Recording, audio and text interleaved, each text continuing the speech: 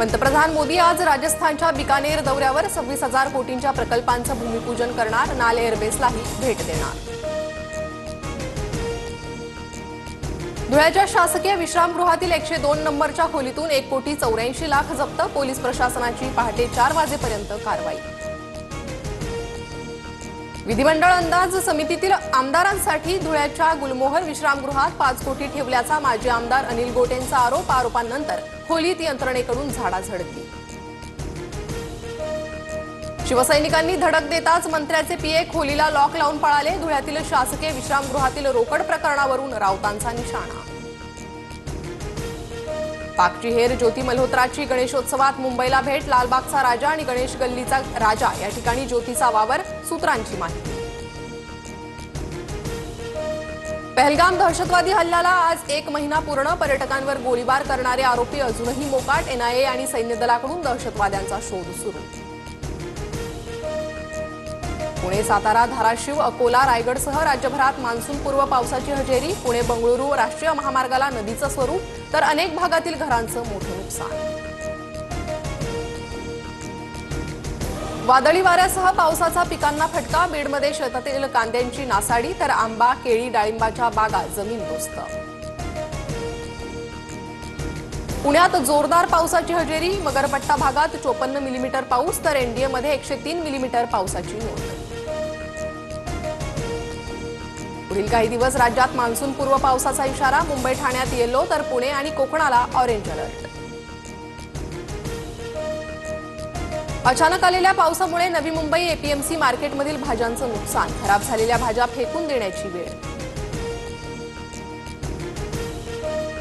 समुद्रात कमी दाबाचा पट्टा निर्माण. कोकणातील मासेमारी बंद करण्याचा निर्णय. मासेमारी ठप्प झाल्यानं मच्छीमार चिंतेत.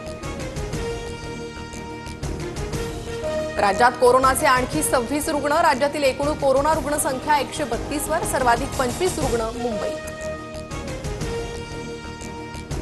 वैष्णवीचा मृत्यू गळफासामुळे. मृत्यूपूर्वी बेदम मारहाण केल्याचे शरीरावर स्पष्ट व्रण. शवविच्छेदन अहवालातून धक्कादायक माहिती समोर. वैष्णवी हगवणेच्या बाळाचा ताबा वैष्णवीच्या आई-वडिलांकडे जाणार. निलेश चव्हाणांनी बाळ हगवणे कुटुंबियाकडे सुपूर्द केल्याची माहिती.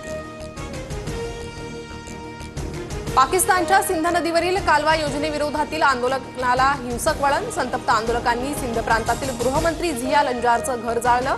वरिष्ठ पोलीस अधिकाऱ्यासह डझनभर पोलीस जखमी. इगतपुरीच्या मुंढेगावमधील जिंदाल कंपनीला लागलेली आग. 3ऱ्या दिवशीही धुमसतेच. आगीत कंपनीचं मोठ्या प्रमाणावर नुकसान. वॉशिंग्टनमध्ये इस्रायलच्या दूतावासातल्या 2 कर्मचाऱ्यांची हत्या. यहुदी म्युझियमजवळ 2 इस्रायली कर्मचाऱ्यांवर गोळ्या झाडल्या. व्हाईट हाऊसमध्ये डोनाल्ड ट्रम्प आणि दक्षिण आफ्रिकेचे राष्ट्राध्यक्ष सिरिल रामाफोसा यांच्यात वाद. वंशवादाच्या मुद्द्यावरून ट्रम्प आणि रामाफोसा यांच्यात खडाजंगी. चीनचं षडयंत्र दाखवणाऱ्या 4 मोठ्या हालचाली. पाकच्या खैबर पख्तूनख्वात चीन धरण बांधणार. पाकला तातडीनं J-35A फायटर प्लेन देणार. तर बांगलादेशमध्ये भारताच्या सीमेजवळ एअरबेस तयार करणार.